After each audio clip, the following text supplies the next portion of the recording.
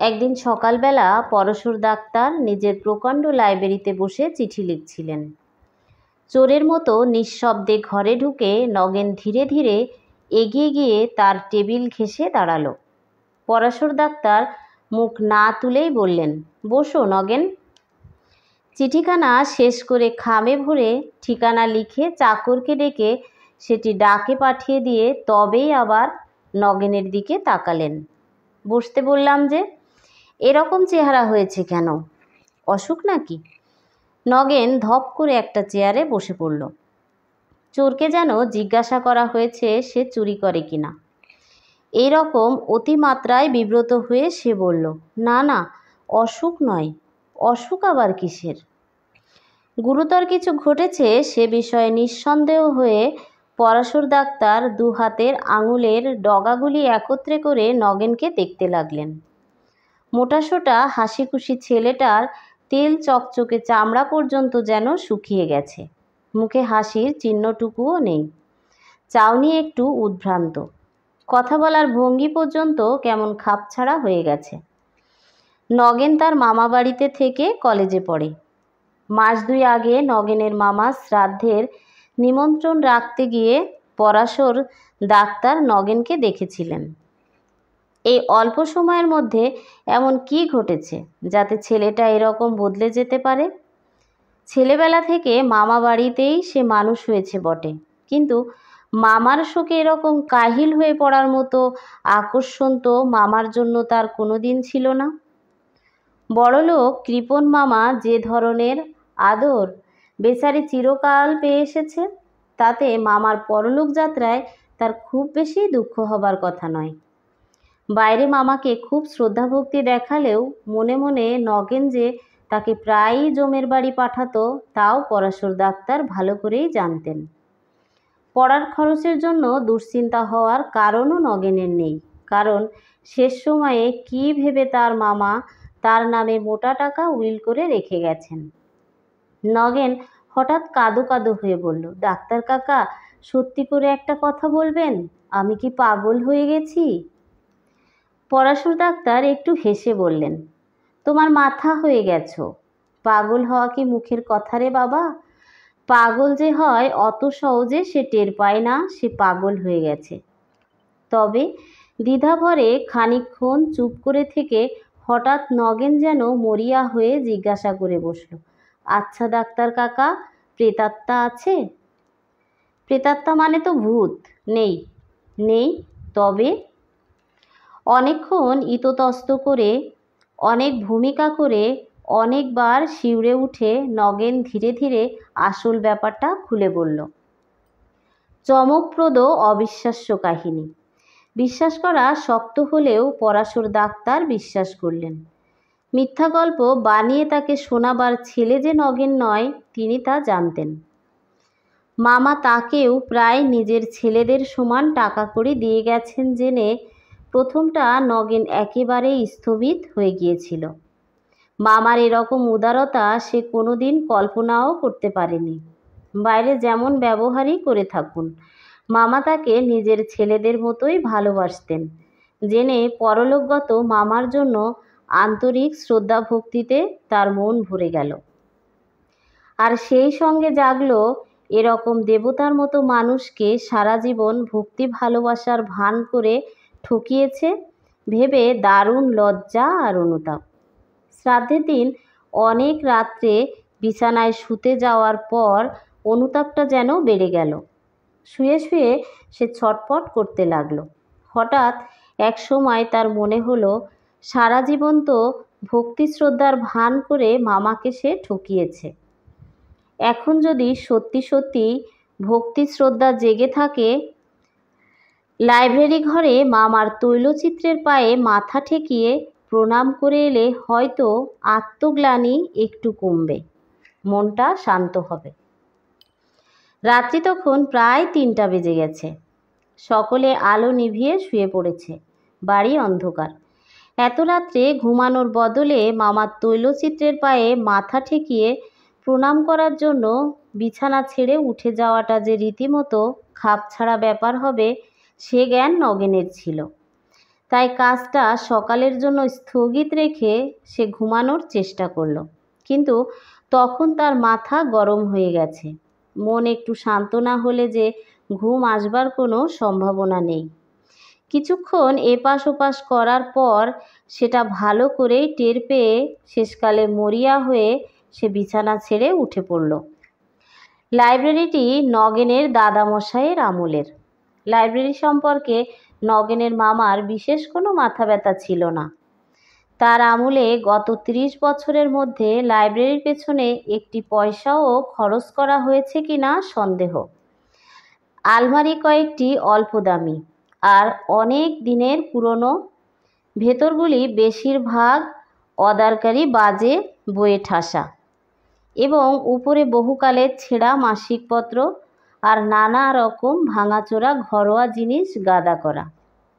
টেবিলটি এবং চেয়ার কয়েকটি খুব সম্ভব অন্য ঘর থেকে পেনশন পেয়ে এ ঘরে স্থান পেয়েছে। দেয়ালে 3টি বড় বড় তৈলচিত্র সস্তা ফ্রেমে বাঁধানো, কয়েকটা সাধারণ রঙিন ছবি ও ফটো টাঙানো। তাছাড়া কয়েকটি পুরনো ক্যালেন্ডারের ছবিও আছে। কোনোটাতে ডিসেম্বর, কোনোটাতে চৈত্র মাসের 12 তারিখ লেখা কাগজের ফলক এখনও ঝুলছে। তৈলচিত্রের একটি নগেনের দাদামশাইয়ের, একটি দিদিমার এবং অপরটি তার মামার। দাদামশাই আর দিদিমার তৈলচিত্র দুটি একদিকের দেওয়ালে পাশাপাশি টাঙানো আছে। মামার তৈলচিত্রটি স্থান জুড়ে আছে পাশের দেওয়ালের মাঝামাঝি।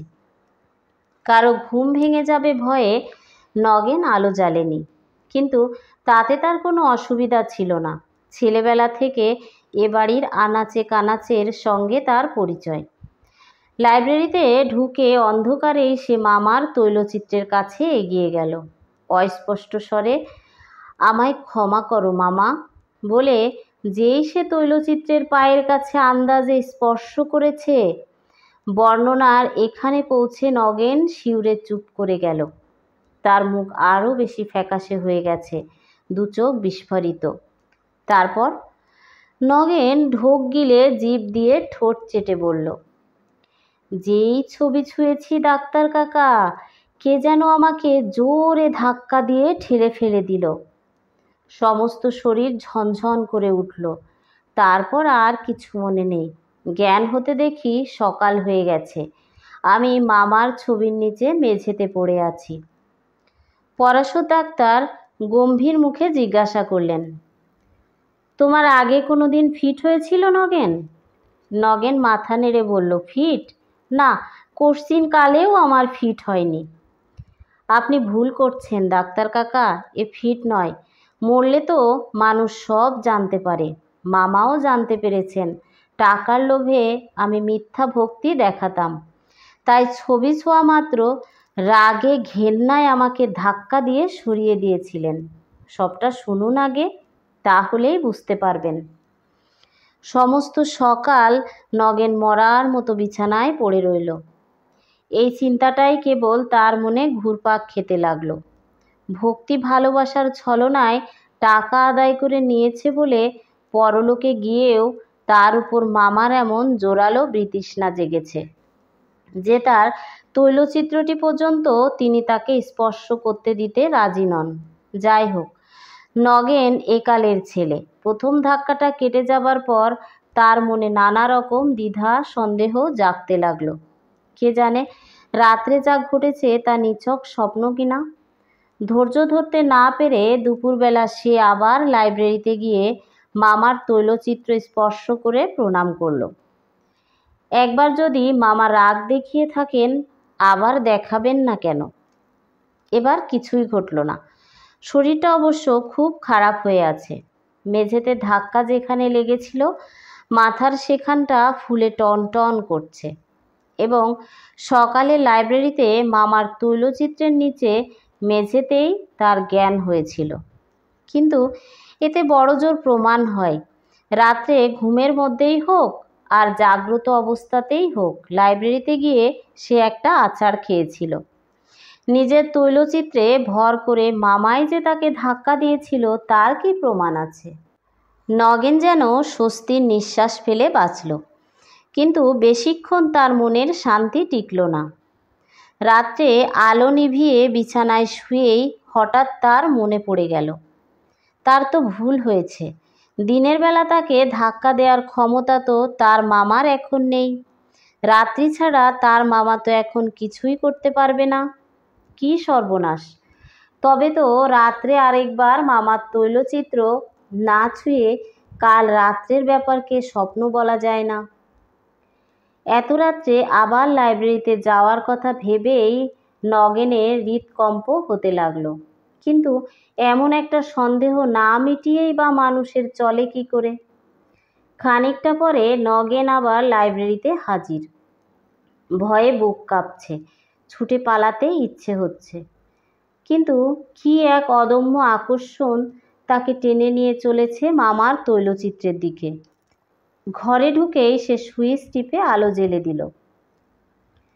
মটকার পাঞ্জাবির উপর দামি শাল গায়ে মামা দেওয়ালে দাঁড়িয়ে আছেন। মাথায় কাঁচা পাকা চুল, মুখে একজোড়া মোটা গোঁফ, চোখে ভর্ৎসনার দৃষ্টি। নগেন এগিয়ে গিয়ে মামার কাছে ছবি স্পর্শ করল। কেউ তাকে ঠেলে সরিয়ে দিল না, কিন্তু সমস্ত শরীর হঠাৎ যেন কেমন অস্থির অস্থির করতে লাগলো। তৈলচিত্র থেকে কি যেন তার মধ্যে প্রবেশ করে ভেতর থেকে তাকে কাঁপিয়ে তুলছে। তবু নগেন যেন বাঁচল। ভয়ের জন্য শরীর এরকম অস্থির অস্থির করতে পারে, সেটা সামান্য ব্যাপার। ফিরে যাবার সময় আলোটা নিভিয়েই নগেন আবার থমকে দাঁড়িয়ে পড়ল। তার আরেকটা কথা মনে এসেছে।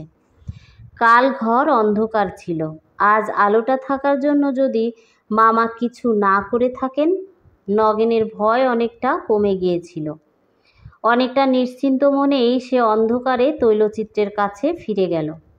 সে জানে অন্ধকারে তৈলচিত্র স্পর্শ করলেও কিছু হবে না। ঘরে একটা আলো জ্বলছে কি জ্বলছে না, তাতে বিশেষ কি আসে যায়।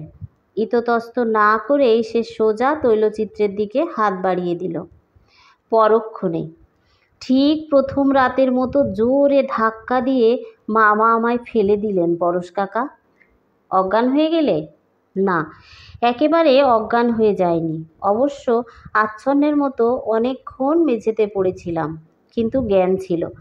তারপর থেকে আমি ঠিক পাগলের মতো হয়ে গেছি ডাক্তার কাকা। দিনরাত কেবল এ কথাই ভাবি। রোজ কতবার ঠিক করি বাড়ি ছেড়ে কোথাও পালিয়ে যাব, কিন্তু যেতে পারি না। কিসে যেন আমায় জোর করে আটকে রেখেছে। পরাশর ডাক্তার খানিকক্ষণ ভেবে জিজ্ঞাসা করলেন, তারপর আর কোনোদিন ছবিটা ছুঁয়েছ? কতবার! দিনে ছুঁয়েছি, রাতে ছুঁয়েছি, আলো জেলে ছুঁয়েছি, অন্ধকারে ছুঁয়েছি। ঠিক ওই রকম ব্যাপার ঘটে। দিনে বা রাত্রে আলো জেলে ছুঁলে কিচ্ছু হয় না। অন্ধকারে ছোঁয়া মাত্র মামা আমাকে ঠেলে দেন। সমস্ত শরীর যেন ঝনঝনিয়ে ঝাঁকুনি দিয়ে ওঠে। কোনোদিন অজ্ঞান হয়ে যায়, কোনোদিন জ্ঞান থাকে। বলতে বলতে নগেন যেন একেবারে ভেঙে পড়ল। আমি কি করব ডাক্তার কাকা? এমন করে কতদিন চলবে? পরাশর ডাক্তার বললেন, তার দরকার হবে না, আমি সব ঠিক করে দেব। আজ সকলে ঘুমিয়ে পড়লে রাত্রি ঠিক 12টার সময় তুমি বাইরের ঘরে আমার জন্য অপেক্ষা করো, আমি যাব। একটু থেমে আবার বললেন, ভূত বলে কিছু নেই নগেন। তবু মাঝরাত্রে অন্ধকারে লাইব্রেরিতে পরাশর ডাক্তার মৃদু একটু অস্বস্তি বোধ করতে লাগলেন। এ ঘরে বাড়ির লোক খুব কম আসে। ঘরের বাতাসে পুরনো কাগজের একটা ভাবসা গন্ধ পাওয়া যায়। নগেন শক্ত করে তার একটা হাত চেপে ধরে কাঁপছে। কিসের ভয়? ভূতের, তৈলচিত্রের ভূত। ভূতে যে একেবারে বিশ্বাস করে না, যার বদ্ধমূল ধারণা এই যে যত সব অদ্ভুত অথচ সত্য ভূতের গল্প শোনা যায়, তার প্রত্যেকটিরই সাধারণ ও স্বাভাবিক কোনো ব্যাখ্যা আছেই আছে। ছবির ভূতের অসম্ভব আর অবিশ্বাস্য ভূতের ঘরে পা দিয়ে তার কখনো কি ভয় হতে পারে? তবু অস্বস্তি যে বোধ হচ্ছে সেটা অস্বীকার করার উপায় নেই। নগেন যে কাহিনী শুনিয়েছে সারাদিন ভেবেও পরাশর ডাক্তার তার কোনো সঙ্গত ব্যাখ্যা কল্পনা করতে পারেননি। একদিন নয়, একবার নয়, ব্যাপারটা ঘটেছে অনেকবার। দিনে তৈলচিত্র নিস্তেজ হয়ে থাকে, রাত্রে তার তেজ বাড়ে। কেবল তাই নয়, অন্ধকার না হলে সে তেজ সম্পূর্ণ প্রকাশ পায় না। আরও একটা কথা, রাত্রি বাড়ার সঙ্গে তৈলচিত্র যেন বেশি সজীব হয়ে উঠতে থাকে। প্রথম রাত্রে নগেন অন্ধকারে স্পর্শ করলে ছবি নগেনের হাতটা শুধু ছিটকিয়ে সরিয়ে দিয়েছে। মাঝরাতে স্পর্শ করলে এত জোরে তাকে ধাক্কা দিয়েছে যে মেঝেতে আছড়ে পড়ে নগেনের জ্ঞান লোপ পেয়ে গেছে। অশরীরী শক্তি কল্পনা করা ছাড়া এ সমস্তের আর কি মানে হয়? হয়, নিশ্চয় হয়। মনে মনে নিজেকে ধমক দিয়ে পরশর ডাক্তার নিজেকে একথা শুনিয়ে দিলেন। তারপর চোখ তুলে তাকালেন দেওয়ালের যেখানে নগেনের মামার তৈলচিত্রটি ছিল। এ ঘরে তিনি আগেও কয়েকবার এসেছেন। তৈলচিত্রগুলির অবস্থান তার অজানা ছিল না।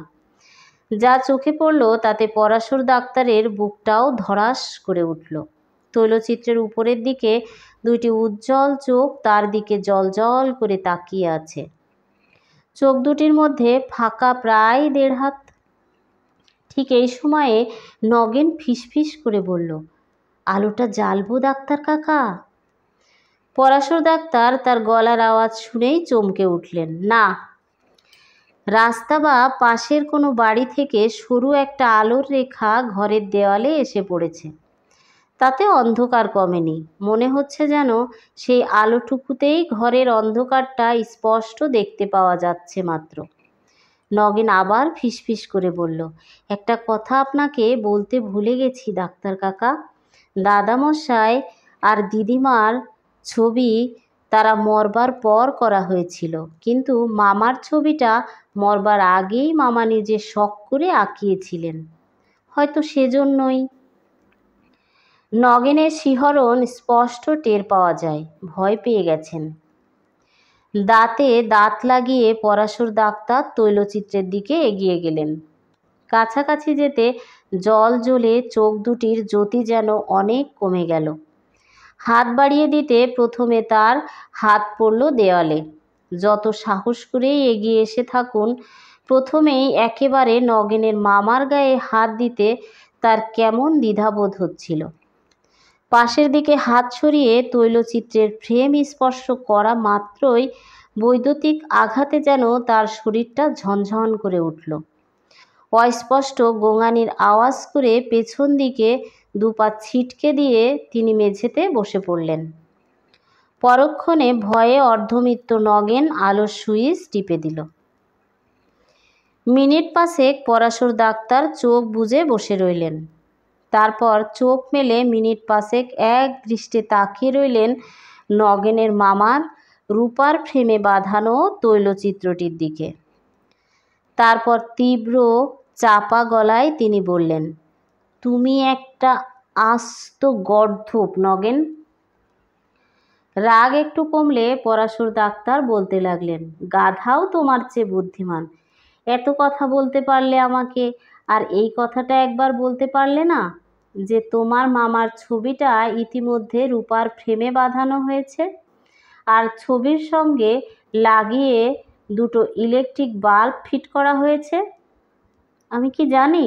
6 মাস আগে যেমন দেখে গিয়েছিলাম, আমি ভেবেছিলাম ছবিটা এখন তেমনই অবস্থাতেই আছে। ইলেকট্রিক শক খেয়ে বুঝতে পারো না কিসে শক লাগলো? তুমি কোন দেশি ছেলে? আমি তো শক খাওয়া মাত্রই টের পেয়ে গিয়েছিলাম তোমার মামার ছবিতে কোনো প্রেতাত্মা ভর করেছেন। কোন? নগেন উদ্ভ্রান্তের মতো বলল, রূপার ফ্রেমটা দাদামশাইয়ের ছবিতে ছিল। চুরি যাবার ভয়ে মামা অনেক দিন আগে সিন্ধুকে তুলে রেখেছিলেন। মামার শ্রাদ্ধের দিন মামিমা ফ্রেমটা বার করে মামার ছবিটা বাঁধিয়েছিলেন। আলো দুটো লাগিয়েছে আমার মামাতো ভাই পরেশ। হ্যাঁ, সে বছর ইঞ্জিনিয়ারিং কলেজে ভর্তি হয়েছে। তাই বলল, এই সামান্য কাজের জন্য ইলেকট্রিক মিস্ত্রিকে পয়সা দেব কেন? পরাশর ডাক্তার একটু হেসে বললেন, পরেশ তোমার মামার উপযুক্ত ছেলেই বটে, কিছু পয়সা বাঁচানোর জন্য বাপের ছবিতে ভূত এনে ছেড়েছে। এ খবরটা যদি আগে দিতে আমায়। নগেন সংশয় ভরে বলল, কিন্তু ডাক্তার কাকা। পরাশর ডাক্তার রাগ করে বললেন, কিন্তু কি? এখনো বুঝতে পারছো না? দিনের বেলা মেইন সুইচ অফ করা থাকে, তাই ছবি ছুলে কিছু হয় না। ছবি মানে ছবির রূপার ফ্রেমটা। রূপার ফ্রেমটার নিচে কাটফাট কিছু আছে, দেওয়ালের সঙ্গে যোগ নেই, নইলে তোমাদের ইলেকট্রিকের বিল এমন হু হু করে বেড়ে যেত যে আবার কোম্পানির লোককে এসে লিকেজ খুঁজতে হতো। তুমিও আবার ভূতের আসল পরিচয়টা জানতে পারতে। সন্ধ্যার পর বাড়ির সমস্ত আলো জ্বলে, আর বিদ্যুৎ তামার তার দিয়ে যাতায়াত করতে বেশি ভালোবাসে কি না, তাই সেই সময় ছবি ছুলে তোমার কিচ্ছু হয় না। এ ঘরের আলোটা জ্বললেও তাই হয়। মাঝরাত্রে বাড়ির সমস্ত আলো নিভে যায়, তখন ছবিটা ছুলে আর কোনো পথ খোলা নেই দেখে বিদ্যুৎ অজ্ঞাতা তোমার মতো বোকা হবার শরীরটা দিয়েই। পরাশর ডাক্তার চুপ করে গেলেন। তার হঠাৎ মনে পড়ে গেছে, সুযোগ পেলে তার শরীরটাও পথ হিসেবে ব্যবহার করতেও বিদ্যুৎ দ্বিধা করে না। তিনি হাঁপ ছাড়লেন। কপাল ভালো, তড়িতাহত হয়ে প্রাণে মরতে হয়নি। ধন্যবাদ সবাইকে। আপনারা এতক্ষণ শুনলেন মানিক বন্দ্যোপাধ্যায়ের লেখা তৈলচিত্রের ভূত। এটি একটি কিশোর উপযোগী ছোট গল্প। এ গল্পটি 1941 খ্রিস্টাব্দের ফেব্রুয়ারি মাসের মৌচাক পত্রিকায় প্রকাশিত হয়। ভূতে বিশ্বাস নিয়ে মানুষের মধ্যে বিরাজমান কুসংস্কার যে ভিত্তিহীন, মানিক বন্দ্যোপাধ্যায় এ গল্পে তা তুলে ধরেছেন। এ গল্পে তিনি দেখিয়েছেন বিজ্ঞান বুদ্ধির জয়। কুসংস্কারচ্ছন্নতার কারণে মানুষ নানা অশরীরী শক্তির প্রতি বিশ্বাস স্থাপন করে বিভ্রান্ত হয়ে পড়ে। কিন্তু মানুষকে যদি বিজ্ঞান চেতনা দিয়ে ঘটনা বিশ্লেষণে উদ্ধৃত করা যায়, তাহলে ওই সব বিশ্বাসের অন্তঃসার শূন্যতা ধরা পড়ে। মানিক বন্দ্যোপাধ্যায় এই গল্পে নগেন চরিত্রের মধ্যে ভূত বিশ্বাসের স্বরূপ ব্যাখ্যা করেছেন।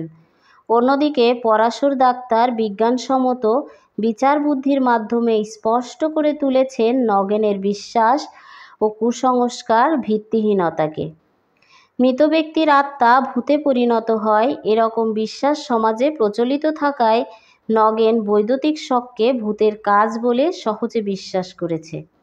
অন্যদিকে পরাশর ডাক্তার সব কিছু যুক্তি দিয়ে বিচার করেন বলে তার কাছে বৈদ্যুতিক শকের বিষয়টি সহজেই ধরা পড়েছে। সবাই ভালো থাকবেন, সুস্থ থাকবেন। নতুন নতুন গল্প শুনতে আবৃত্তিতে শ্রাবণী রায় বর্মন চ্যানেলটির সঙ্গেই থাকুন। আবারও সবাইকে ধন্যবাদ জানিয়ে আজকের নিবেদন এখানেই শেষ করছি।